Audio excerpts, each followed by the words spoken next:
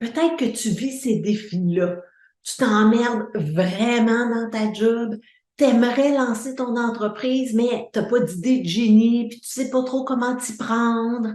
Puis c'est comme inconcevable pour toi de continuer comme ça jusqu'à la retraite, mais en même temps, tu sais pas trop comment t'y prendre, puis t'es comme coincé entre tes peurs, puis tes désirs. Tu voudrais, mais t'as tellement peur que t'es comme paralysé, puis tu sais pas trop quoi faire, puis pendant ce temps-là, le temps passe. Écoute, je sais c'est quoi, je suis passée par là. J'étais insatisfaite de ma job, vraiment, là, mais j'avais pas d'idée de génie.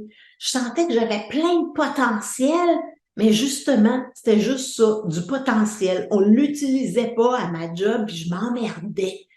Et c'était tellement souffrant que j'ai quand même décidé de démissionner sans idée de génie.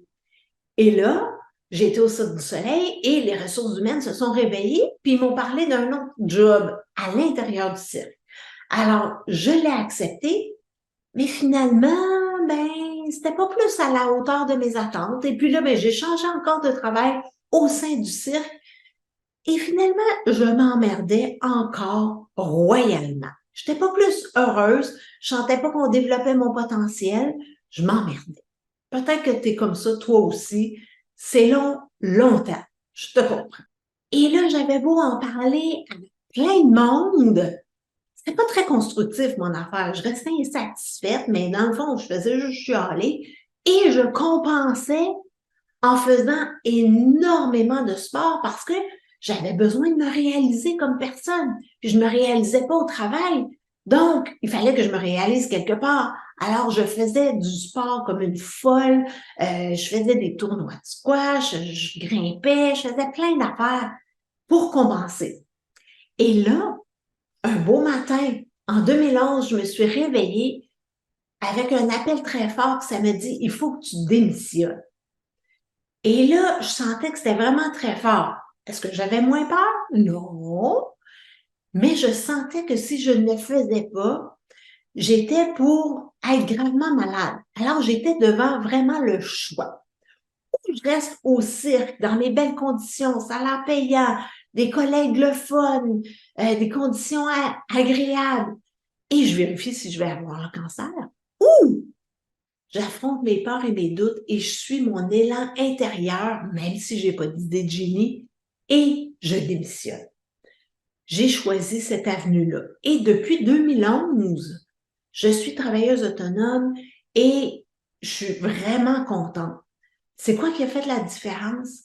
C'est que le matin que j'ai reçu cet appel-là intérieur, j'ai décidé de démissionner. Et là, tout a changé. Et j'ai fixé une date. On était au mois de mai. Je ne suis pas démissionnée 2 semaines après. J'ai fait un plan. Et la date, je l'ai fixée à la fin septembre. Donc, mai, juin, juillet, août, septembre, 5 mois. J'ai planifié mes affaires. J'ai épargné. J'ai regardé quelles étaient mes options pour faire du revenu. J'ai exploré toutes sortes de choses. Et le fait de fixer une date, là, ça a fait remonter plein de choses. Et à l'époque, je ne connaissais pas le tapping. Si j'avais connu le tapping à l'époque, je peux te dire que ça aurait été tellement plus facile.